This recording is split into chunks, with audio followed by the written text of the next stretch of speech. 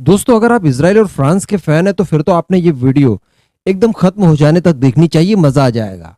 लेकिन वहीं अगर आप अमेरिका और यूएई के फैन हैं तो भाई यकीनन आपको एक टिश्यू पेपर साथ में रखना होगा, क्योंकि आपकी आंखों से आंसू लगातार निकलते रहेंगे वीडियो के दौरान। ये वीडियो में आप जानेंगे कि किस तरह से फ्रांस और इसराइल एक चैंपियन की तरह उभर कर सामने आए हैं और वहीं अमेरिका और यूएई बकरों जैसी हालत हो गई है, यानी इन्हें हलाल कर दिया गया है फ्रांस और इसराइल के जरिए। कैसे, ये देखिए। आपने सुना होगा कि हमारे चाचा विधायक हैं, इस तरह की बातें बोलकर लोग बहुत ज्यादा रोब झाड़ते हैं। तो सोचिए कि जब डोनाल्ड ट्रंप अमेरिका के राष्ट्रपति थे उस समय इसराइल क्या बोलता था, हमारे चचा अमेरिका के राष्ट्रपति हैं। समझ रहे हो आप कितना स्वैग था इसमें।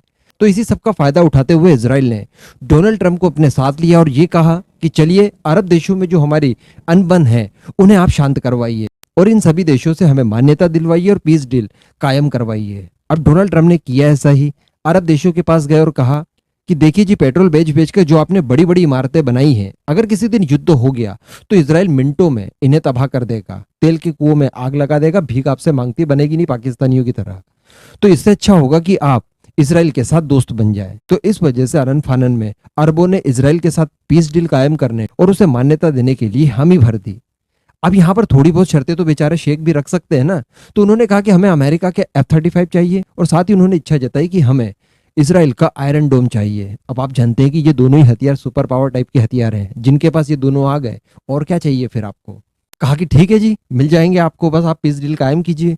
ऐसा ही हुआ, उसको आश्वासन दे दिया और इनसे पीस डील कायम करवा दी इसराइल की। सब कुछ अच्छा हो गया, एक दूसरे के यहाँ दूतावास भी खोल दिए गए। लेकिन दोस्तों, आपको याद होगा मैंने बहुत पहले, यानी डोनाल्ड ट्रंप जैसे ही चुनाव हारे थे और जो बाइडेन का राष्ट्रपति बनना लगभग तय हो गया था, उस समय एंटनी ब्लिंकन का एक बयान मैंने आपको बताया था कि किसी भी अरब देश को F-35 नहीं मिलेंगे। और इसराइल एक्चुअली चाहता भी नहीं था, वो तो पीस डील के चक्कर में उसने हाँ कर दिया था, लेकिन वैसे वो नहीं चाहता था कि आयरन डोम या फिर F-35 यूएई को दिए जाए, क्योंकि ऑब्वियसली आप सब जानते हैं इनके ऊपर भरोसा नहीं किया जा सकता। ये शेख लोग कब पलट जाए और कब इसराइल को ही उनसे निशाना बनाने की कोशिश करें, इसकी कोई गारंटी नहीं। तो जो बाइडेन ने खुले तौर पर ये संकेत दे दिए थे कि F-35 तो नहीं बेचेंगे, जो करना है कर लीजिए जी।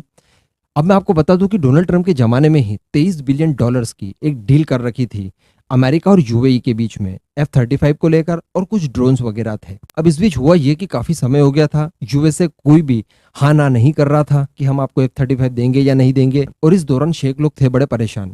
इस मौके का फायदा उठाने की कोशिश की फ्रांस ने, और फ्रांस ने ऑफर कर दिए यूएई को अपने रफाल F-4। और रफाल F-4 का इस समय कितना हाइप बनाकर रखा है भारत ने, आप जानते ही होंगे। तो ऐसे में बड़े आनंद फानन में फ्रांस पहुंच गया यूएई, और यूएई के साथ 80 रफाल की डील फाइनल कर ली।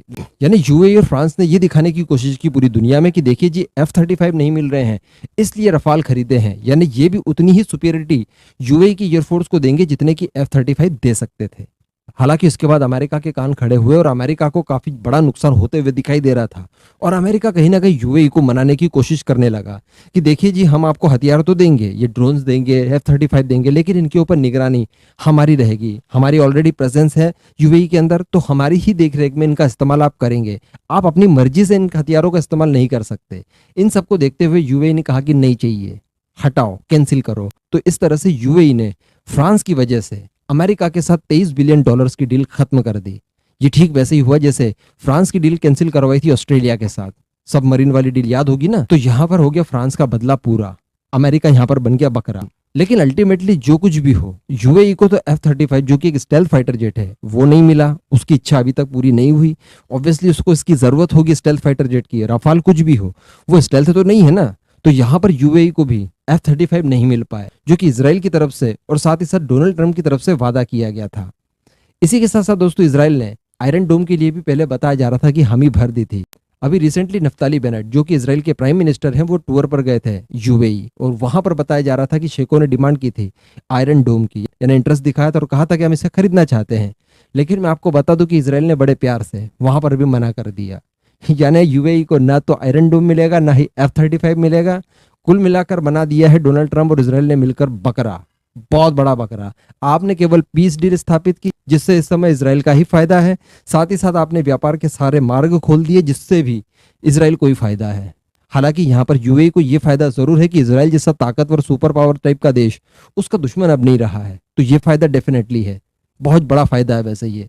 लेकिन अल्टीमेटली उसको जो उसके पसंद के हथियार चाहिए थे F-35 या फिर आयरन डोम, वो नहीं मिल सकते अब। यानी ये कह सकते हैं कि यहाँ पर गैमलर बने हैं इसराइल और फ्रांस, और जो बकरे बने हैं वो अमेरिका बना है और यूएई बना है। अमेरिका को भी उतना ही नुकसान करवा दिया जितना फ्रांस को नुकसान हुआ था अमेरिका की वजह से, और वहीं यूएई की भी काट दी।